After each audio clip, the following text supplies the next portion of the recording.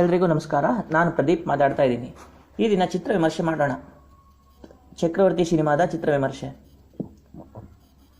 ದರ್ಶನ್ ಅವರು ಅಭಿನಯಿಸಿರ್ತಕ್ಕಂಥ ಚಿತ್ರ. ನಿನ್ನೆ ನಾನು ನೋಡಿಕೊಂಡು ಬಂದೆ, ಚೆನ್ನಾಗಿ ಬಂದಿದೆ.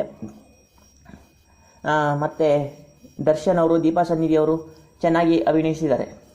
ನಾಯಕ ನಟನಲ್ಲಿ ಇರಬೇಕಾದಂಥ ಒಂದು ಕದರ ಏನಿದೆ ಅದು ದರ್ಶನ್ ಅವರಲ್ಲಿ ಕಂಡು ಬರುತ್ತೆ.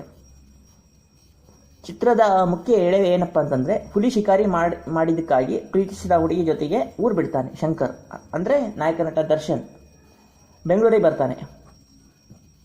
ಅಲ್ಲಿ ದೀಪಾ ಸನ್ನಿಧಿ ಅವ್ರನ್ನ ಮದುವೆನೂ ಆಗ್ತಾನೆ. ಹಾಗೆ ಪ್ರೀತಿ ಪಾತ್ರರಾದ ಪೊಲೀಸರಿಗೆ ಎಲ್ರಿಗೂ ಸಿಂಹ ಸ್ವಪ್ನ ಆಗಿರ್ತಕ್ಕಂಥ ಒಬ್ಬ ರೌಡಿ ಇರ್ತಾನೆ, ಮಹಾರಾಜ್ ಅಂತ. ರಾಜಕಾರಣಿಗಳ ಜೊತೆಗೆ ತುಂಬ ಲಿಂಕ್ ಇರುತ್ತೆ. ಪೊಲೀಸ್ ವ್ಯವಸ್ಥೆಗೆ ಸಹಿತ ಅವನನ್ನು ಮಟ್ಟ ಹಾಕೋಕ್ಕಾಗ್ತಾ ಇರೋದಿಲ್ಲ. ಹಾಗಾಗಿ ಅವರೆಲ್ಲ ಸೇರಿ ಶಂಕರ್ ಹತ್ರ ಒಂದು ಆಫರ್ ಇಡ್ತಾರೆ, ಇವನನ್ನು ಮುಗಿಸ್ಬೇಕು ಹೀಗೆ ಅಂತ. ಅದಕ್ಕೆ ಶಂಕರ್ ರೆಡಿ ಆಗ್ತಾನೆ, ಅವನ್ನ ಮುಗಿಸ್ತಾನೆ. ಹಾಗೆ ಒಬ್ಬ ರೌಡಿನ ಮುಗಿಸಿದ್ರೆ ನಿಮ್ಗೆ ಗೊತ್ತಲ್ಲ, ಅಂಡರ್ವರ್ಲ್ಡ್ ಭೂಗತ ಜಗತ್ತು ಏನು ಅಂತಂದರೆ ಅದರಿಂದ ಸುಲಭವಾಗಿ ಹೊರಗೆ ಬರೋಕ್ಕಾಗೋದಿಲ್ಲ.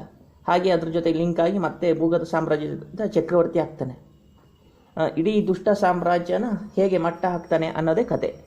ಅದರಿಂದ ಹೇಗೆ ದುಷ್ಟ ಸಾಮ್ರಾಜ್ಯದಲ್ಲೇ ಇದ್ಕೊಂಡು ಹೇಗೆ ಒಳ್ಳೆ ಕೆಲಸ ಮಾಡ್ಬೋದು, ಹೇಗೆ ಜನರಿಗೆ ಒಳ್ಳೇದು ಮಾಡ್ಬೋದು ಅನ್ನೋ ಅಂಥದ್ದು. ರಿಯಲ್ ರೋಡಿಸಮ್ ಛಾಯೆ ಇದ್ರೂ ದೇಶಕ್ಕೋಸ್ಕರ ರೋಡಿಗಳು ದೇಶಕ್ಕೋಸ್ಕರ ಕೆಲಸ ಮಾಡ್ತಕ್ಕಂಥ ಕತೆ ತುಂಬ ಚೆನ್ನಾಗಿ ಮೂಡಿ ಬಂದಿದೆ.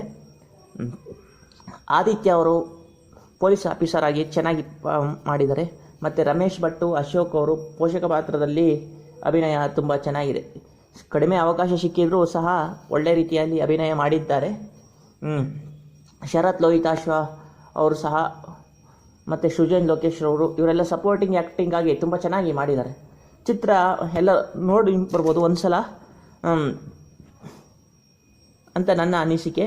ನನ್ನ ಪ್ರಕಾರ ಈ ಚಿತ್ರಕ್ಕೆ 10ಕ್ಕೆ 8 ರೇಟಿಂಗ್ ನಾನು ಕೊಡ್ತಾ ಇದ್ದೀನಿ. ಹೋಗಿ ನೋಡಿ ಬನ್ನಿ. ಧನ್ಯವಾದಗಳು.